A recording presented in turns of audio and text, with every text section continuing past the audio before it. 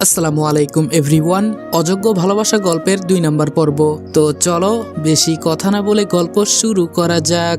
আমাকে দেখে তাড়াতাড়ি ফোন রেখে দিল। ফারজানা বলল, আসসালামু আলাইকুম স্যার, কেমন আছেন? আমি গিয়ে একটা চেয়ার টেনে বসে বললাম, ওয়ালাইকুম আসসালাম, এই তো আলহামদুলিল্লাহ ভালো, তোমরা কেমন আছো? ফারজানা বলল, ভালো স্যার। আমি বললাম, মিতু তুমি কথা বলো না কেন? মিতু বলল, ভাবতেছি আপনাকে কি বলে ডাকবো। আমি বললাম, ভাইয়া বলতে পারো। মিতু বলল, আমি ভাইয়া বলে ডাকতে পারবো না। আমি বললাম, তোমার যা খুশি ইচ্ছে তাই ডাকিও। এখন বলো তুমি কোন ক্লাসে পড়ো? মিতু বলল, এই তো স্যার, এবছর মেট্রিক পরীক্ষা দিব। আমি বললাম, আচ্ছা ফারজানা তুমি? ফারজানা বলল, আমি পিএসসি পরীক্ষা দিব। আমি বললাম, তাহলে তো দুই বোন আজকে থেকে ভালো করে পড়তে হবে। মিতু বলল, স্যার এত পরে কি হবে, শেষে তো।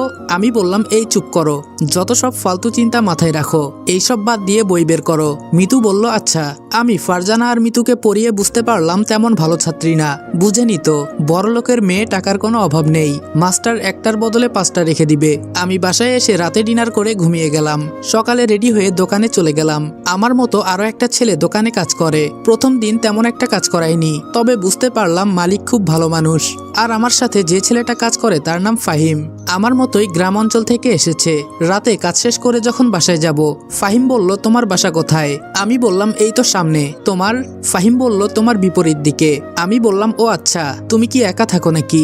ফাহিম বলল, না, আমার কিছু ফ্রেন্ডের সাথে থাকি। আমি বললাম, এই দোকানে কতদিন হলো কাজ করো তুমি? ফাহিম বলল, অনেক দিন হয়ে গেছে, তবে মালিক খুব ভালো, এজন্য যাই নাই। আমি বললাম, আমিও তাই বুঝতে পারলাম। আমি বললাম, আচ্ছা তাহলে আজকে যাই। ফাহিম বলল, আচ্ছা বাই। আমিও বাড়ির দিকে রওনা দিলাম। সামনে একটা ফুচকার দোকান দেখতে পেলাম। আমি ফুচকার দোকানে গিয়ে ঈশার জন্য ফুচকা কিনে আবার বাসার দিকে যাচ্ছি। তবে আমি দোকানে বেশি রাত থাকি না। আঙ্কেল আগেই বলেছে আমি এত রাত পর্যন্ত থাকতে পারবো না, আমার টিউশনি আছে।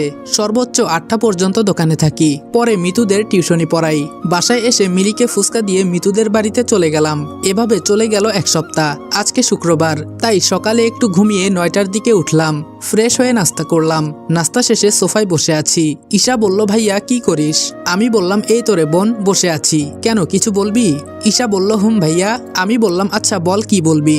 ঈশা বলল, মিতুর সাথে আমার কথা হয়েছে। ওদের স্কুলের পাশে একটা কলেজ আছে, ওইটা খুবই ভালো। মিতু বলেছে ওইটাতে ভর্তি হলে খুব ভালো হবে, আর মিতুও পরে ওই কলেজেই ভর্তি হবে।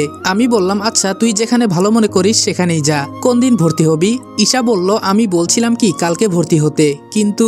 আমি বললাম, আচ্ছা যা, কালকে ভর্তি হ, সকালে আমার কাছ থেকে টাকা নিস।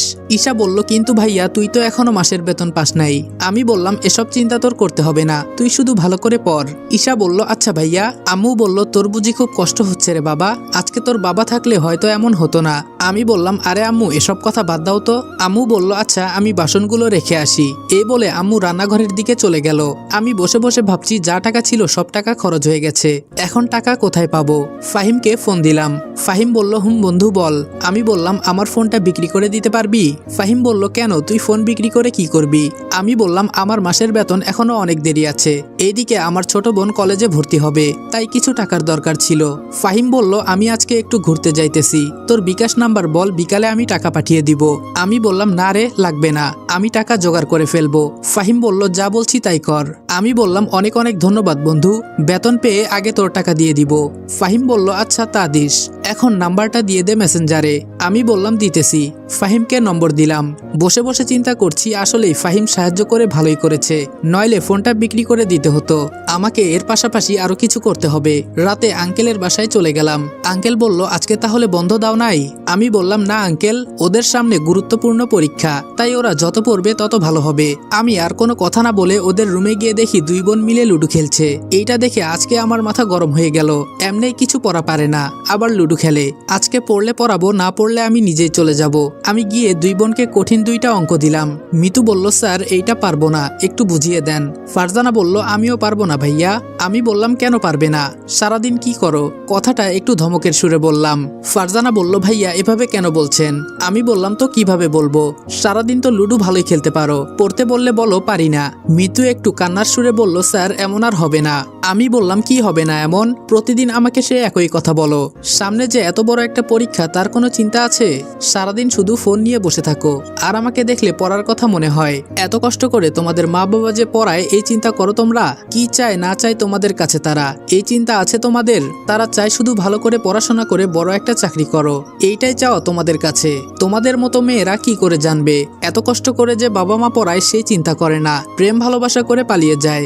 যেই বাবা মা তোমাদের 20টা বছর লালন পালন করে আর সেই তোমরাই কিনা 1 মাসের সম্পর্ক করে একটা ছেলের সাথে পালিয়ে যাও। এইটা চিন্তা করো না যে আমাদের বাবা মা এত কষ্ট করে আমাদের বড় করেছেন, তাদের কি হবে?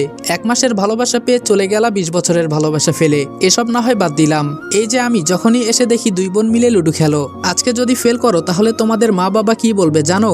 বলবে মাস্টারের সব দোষ, আর বলবে ভালো করে আমি তোমাদের পড়াই নাই। আমিও চাই তোমরা পড়াশোনা করে বড় কোনো একটা চাকরি করো, তাহলে আমি এটা তো বলতে পারবো আমার এক স্টুডেন্ট অমুক চাকরি করে।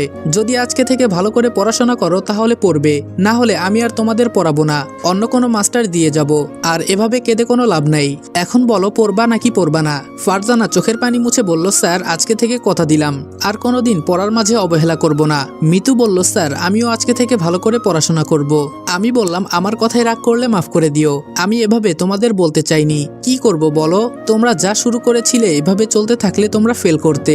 মিতু বলল, সরি স্যার, আর এমন হবে না। আমি পকেট থেকে 2টি চকলেট বের করে 2 বোনকে দিলাম, আসলে এগুলো ঈশার জন্য কিনেছিলাম। ফারজানা বলল, এসবের কি দরকার ভাইয়া? আমি বললাম, আমার তরফ থেকে খাও, এত টাকা আমার কাছে নেই যে তোমাদের অন্য কিছু কিনে খাওয়াবো। মিতু বলল, স্যার এইটাই অনেক বড় কিছু আমাদের জন্য। আমি বললাম, আচ্ছা আজকে তাহলে আমি যাই, তোমরা কি পড়বা নাকি আমার সাথে চলে যাবা? ফারজানা বলল, না স্যার আমরা পড়বো।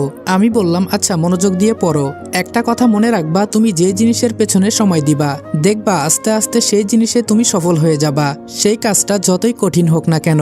তাই আমি বলি পড়ো, অবশ্যই একদিন বড় কিছু করতে পারবা। এই বলে চলে যাচ্ছি, বাহিরে এসে দেখি আঙ্কেল আর আন্টি দাঁড়িয়ে আছে। আঙ্কেল বলল, অনেক অনেক ধন্যবাদ তোমাকে আমাদের মেয়েদেরকে এভাবে বোঝানোর জন্য। আমি বললাম, আরে না আঙ্কেল, ওরা প্রতিদিন বসে বসে ফোন টিপে, তাই একটু টাইট দিলাম যাতে বেশি পড়াশোনা করে। আন্টি বলল, ভালো করেছো, আমাদের কথা তো একদমই শুনতে চায় না। আমি বললাম, আজকে থেকে শুনবে দেখবেন। আচ্ছা আঙ্কেল আজকে যাই। আন্টি বলল, ডিনার করে যাও আজকে বাবা। আমি বললাম, না আন্টি, আম্মু আমার জন্য অপেক্ষা করছে, আমাকে যেতে হবে। আন্টি বলল, আচ্ছা যাও। এভাবে প্রায় অনেক দিন চলে গেল। ফারজানা আর মিতুর মাঝে অনেক পরিবর্তন এসেছে, ওরা এখন শুধু পড়াশোনা নিয়ে বিজি থাকে। আর আমার ছোট বোন প্রতিদিন কলেজে যায়। মিতু এসে আমাদের বাসার কলিং বেল বাজালো। ঈশা বলল, আরে মিতু যে। মিতু বলল, চল ছাদে যামু। ঈশা বলল, আচ্ছা চল। ছাদে আসার পর মিতু বলল, এখন বল তোর কি অবস্থা? ঈশা বলল, আমার তো খুব ভালো। তোর? আর আজকাল পড়াশোনায় খুব মনোযোগ দিচ্ছিস? মিতু বলল, স্যার বলেছে পড়ে আমাদের অনেক বড় কিছু করতে হবে। ঈশা বলল, ভালো, কিন্তু স্যারের প্রতি এত ভক্তি কেন? মিতু বলল, তোরে বলা যায়, যদিও তোর ভাই। ঈশা বলল, তোর কথা কিছু বুঝলাম না, প্রথম থেকে বল। মিতু বলল, আসলে আমি না তোর ভাইয়ের প্রেমে পড়েছি, এত কিউট তোর ভাই, প্রথম দেখায় আমার খুব পছন্দ হয়ে গেছে। আর ওই দিন যেই কথাগুলো বলল আমি তো শুনে আরো বেশি ক্রাশ খেয়ে গেছি। এখন তোর ভাইকে আমি নিজের স্বামী মনে করি। ঈশা বলল, তুই এসব কি বলিস? আমার ভাইয়ের প্রেমে পড়ছো? মিতু বলল, হুম। আর তুই আমাকে ভাবি বলবি? ভাবি। ঈশা বলল, দেখ মিতু, আমার ভাই এসব একদম পছন্দ করে না, যদি জানতে পারে তোরে কিন্তু আর পড়াবে না। মিতু বলল, আমি জানাতে যাব কেন? তোর ভাইয়ের মন জয় করতে চেষ্টা করব, আর তুই একটু আমার বিষয়ে দেখিস।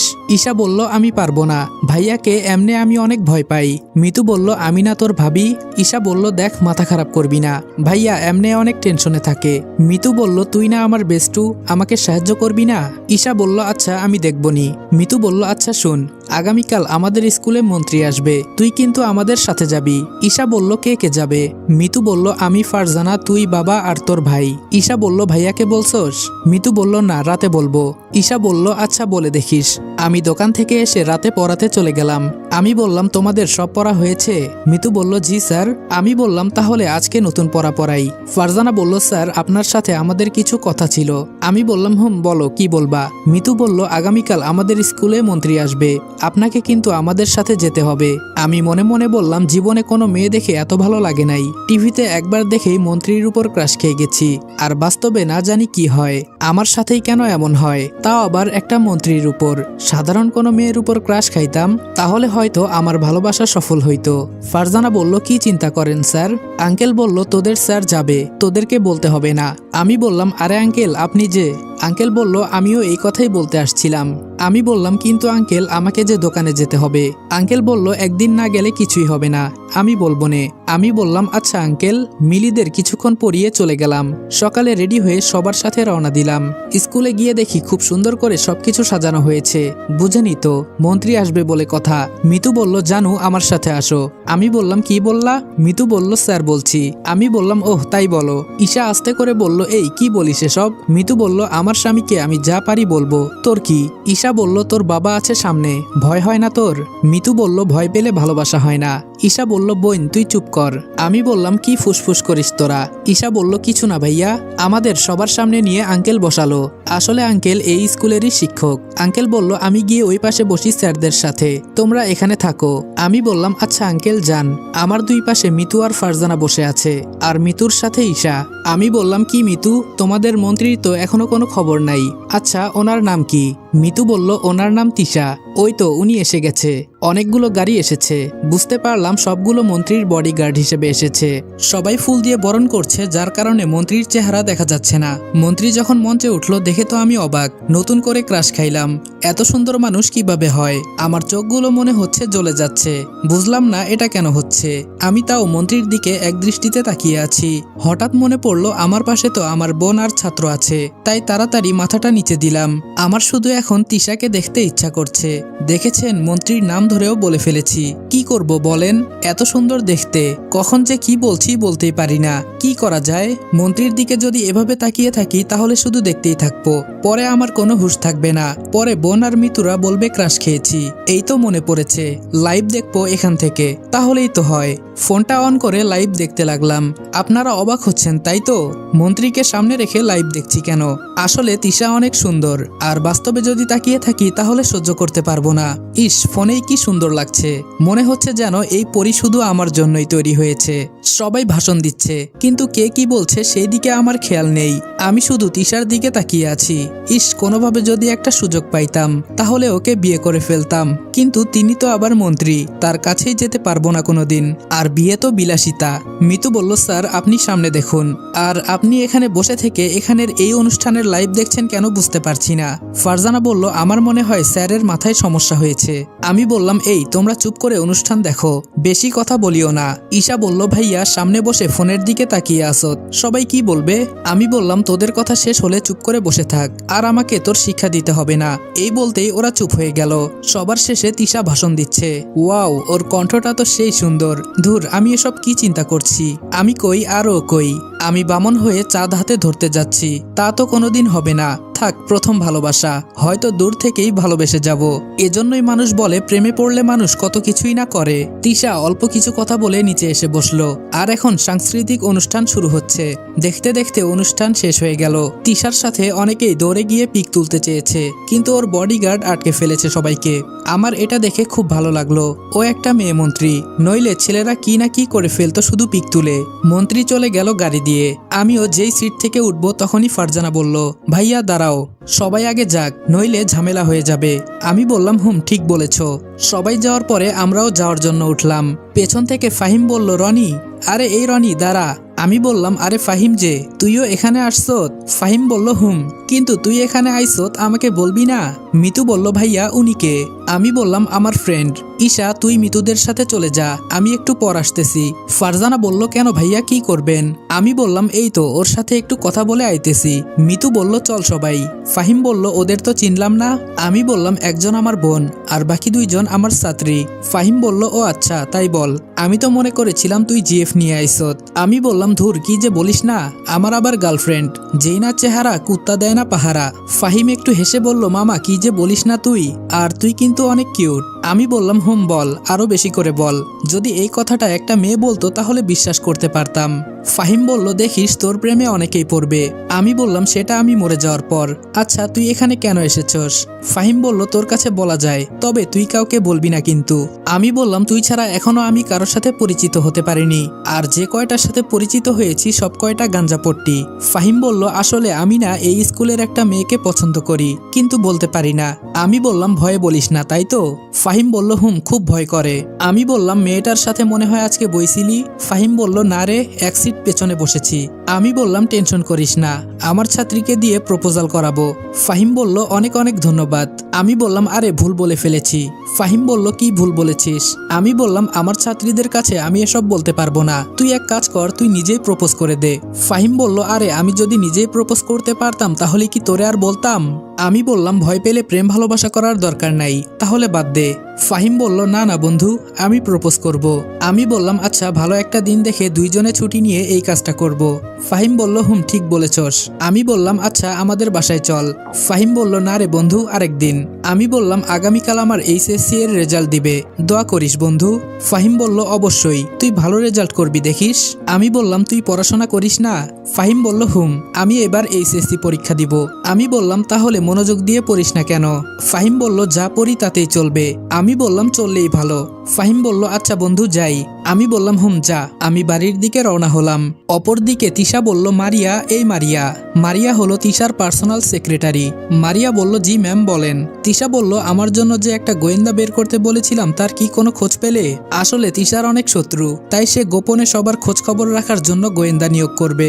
মারিয়া বলল সরি ম্যাম, তেমন কাউকে পাই নাই, অনেক খুঁজেছি, সবাই পরীক্ষায় ফেল করে। তিশা বলল বুঝেছি, তোমাদের দ্বারা কিছুই হবে না, যাও আমার সামনে থেকে। একটা গোয়েন্দা খুঁজে বের করতে পারছো না। মারিয়া বলল সরি ম্যাম, তবে খুব তাড়াতাড়ি পেয়ে যাব।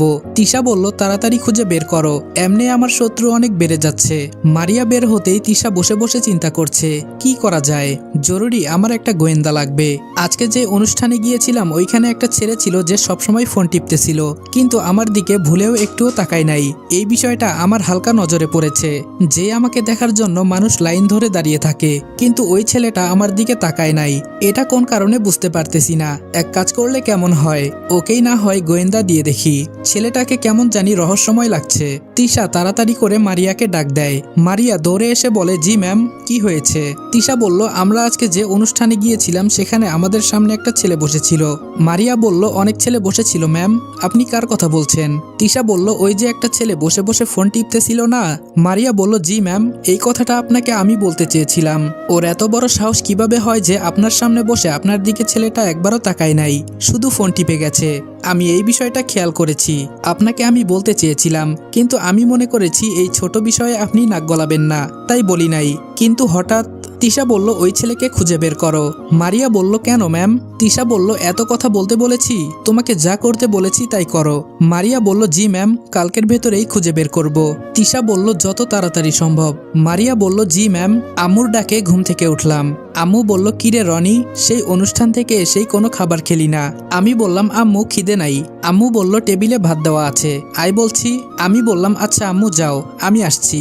ফ্রেশ হয়ে খাবার খেলাম। যাই এখন একটু ছাদ থেকে ঘুরে আসি। আস্তে আস্তে সিঁড়ি বেয়ে ছাদে উঠলাম। ওয়াও, ছাদের পরিবেশটা তো আসলে অনেক সুন্দর। এক সাইড দিয়ে ফুলের বাগান, আর হাওয়াটা তো দারুণ লাগছে। প্রতিদিন এখানে আসতে হবে, মাগার সময়ই তো নাই। মিতু বলল কি করেন স্যার? আমি বললাম ওহ মিতু। মিতু আমার পাশে দাঁড়িয়ে বলল জি স্যার। আমি বললাম এই যেখানে সেখানে স্যার বলবা না। মিতু বলল তাহলে রনি বলে ডাকি? আমি বললাম দেখো আমি তোমার থেকে বড়, আর আমাকে ভাইয়া বলে ডাকতে পারো। মিতু বলল আমি ভাইটাই বলতে পারবো না। আমি বললাম তাহলে কি বলবা? মিতু আস্তে করে বলল জামাই বলি। আমি বললাম এই কি বললা, একটু জোরে বলো। মিতু বলল রনি যা বলবো। আমি বললাম ও এটা আবার কি নাম? মিতু বলল রনি যা মানে রনি ভাইয়া। আমি বললাম ও আচ্ছা তাই বলো। মিতু বলল আপনি যে এত বোকা আজকে জানতে পারলাম। আমি বললাম তা তোমার পরীক্ষার প্রস্তুতি কেমন? মিতু বলল ধুর স্যার এসব বাদ দেন, আপনাকে একটা কথা বলতে পারি যদি অনুমতি দেন। আমি বললাম বলো কি বলবা। মিতু বলল মাইন্ড করতে পারবেন না কিন্তু। আমি বললাম আচ্ছা বলো, আমি কোনো মাইন্ড করব না। মিতু বলল আপনার কি কোনো জিএফ আছে?